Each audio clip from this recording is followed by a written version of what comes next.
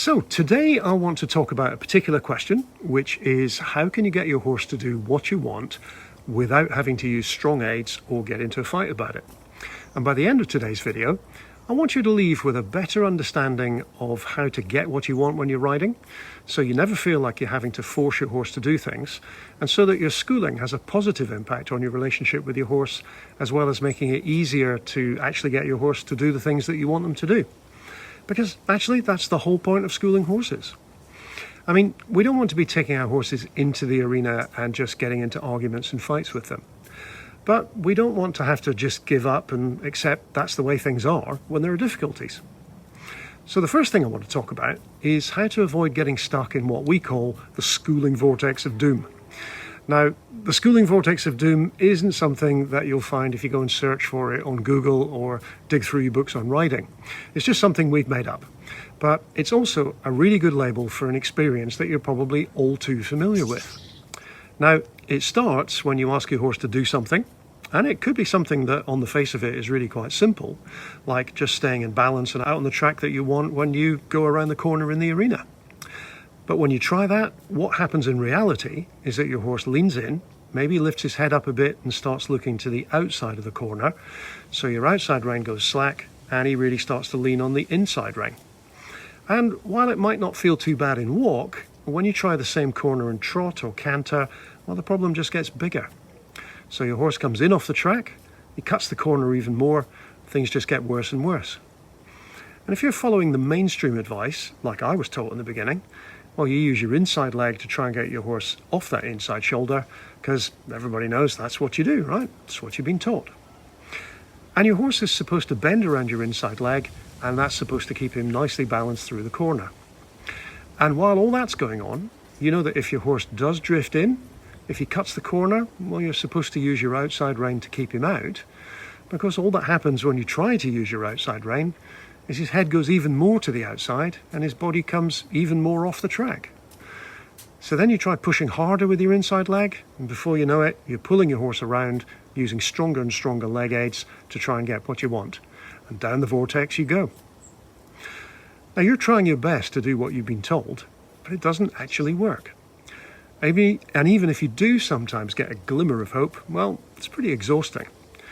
The success doesn't last, and pretty soon you start wondering why your horse is being so difficult, why riding has to be so physical, or whether maybe you're just a bit rubbish and it's time to hang up your boots. So why doesn't your inside leg actually work? Well, there's a couple of reasons for that. Now, the first one is that all horses instinctively lean inwards and bend their necks outwards in order to go around any sort of corner or circle, because that's the easiest way for them to maneuver themselves. You'll see them do this themselves when they're out in the paddocks, or especially if they're in an enclosed space like an arena or a round pen and they're free to do what they want. And normally the problem's worse on one rein than the other because all horses are asymmetrical, which means unless you school them effectively, they're going to lean a lot more on one particular shoulder. Now, this is just fine if they're on their own, but it's not the best way for them to carry a rider, and as you've probably already discovered, it makes them pretty difficult to influence or control when you're in the saddle. Now, the second reason is that no matter how strong you are, your human legs are just much too weak and ineffective to overcome half a ton of horse who's losing his balance and leaning over sideways. So, if you just insist on asking away with your inside leg, well, your horse is probably going to ignore it, or he may start to get upset with you, maybe even resist or object. Unless you can correct all this, you'll find you need to use more and more strength, and even if you do get what you want, the level of trust in your relationship is going down the drain, and your problems are only going to escalate. So, what can you do? Well, something I learned from one of my early teachers is to take my focus away from the actual movements that I'm trying to get my horse to do, and put my focus on the individual moments that make up those movements instead. You see, every movement, whether it's something simple like turning a corner, or even something more complicated like asking your horse to go sideways and perform a nice half pass, well, they're all made up of a series of moments, or individual steps that have to happen one after the other. And to have a nice moment, your horse needs to be doing all the things with his posture and balance that make it possible for him to do what you want. So the secret of good riding is actually to take a step back mentally and pay attention to what's happening in each of those individual moments. And then when you get a few nice moments strung together, one after another, well, they add up and produce what anybody watching would say was a very nice movement. Now, to do that, whenever Joe or I are riding, well, we're frequently asking ourselves a couple of questions. So the first one is, what individual moments is this movement actually made up of? And the second one is, are each of these moments actually working?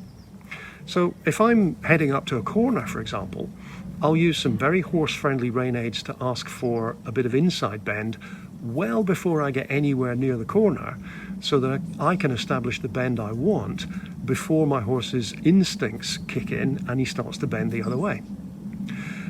Then I check whether he's leaning on one shoulder more than the other, and I'll use my rein aids and seat to ask him to put his weight where it needs to be in order for me to keep him going in a straight line. Then I can use my aids to ask him to start turning the corner when I want to start it. And I can keep control over what happens all the way through it by keeping an eye on those individual components through each of the moments that follows.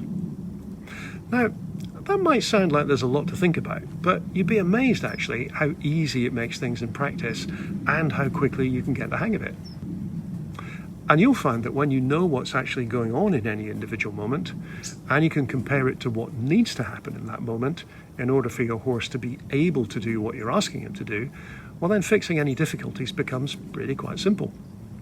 If you catch what's going wrong early enough, well, then you can use light and gentle aids in a very horse-friendly way to ask your horse to change his bend or shift his balance from one shoulder to the other, or change his direction, or do anything else that you might want. And that's why the aids are called aids and not controls, because they actually aid or help your horse to understand what you want him to do with his posture and balance, but he's the one who actually does all the doing, using his own muscles to do it. Now, when that's true, it means riding becomes easy and effortless for you instead of being physically exhausting.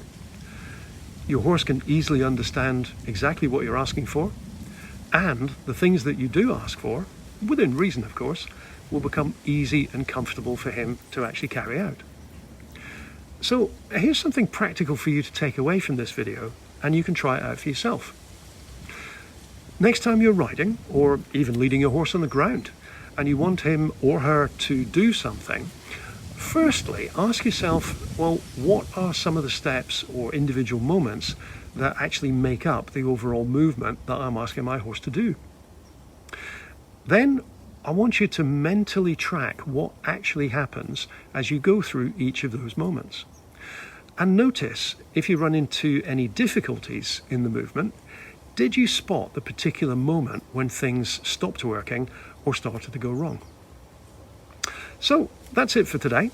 I'm Derek Clark, and if you'd like to learn more about how you can have a happy, cooperative horse who does everything you ask with ease and enthusiasm, well, click the link around this video and get on the priority waitlist for our upcoming free masterclass. Now, even though the masterclass is free, the technology we use does have a limit on the number of attendees. So click the link now and we'll make sure that you're the first to know when we open up for registration.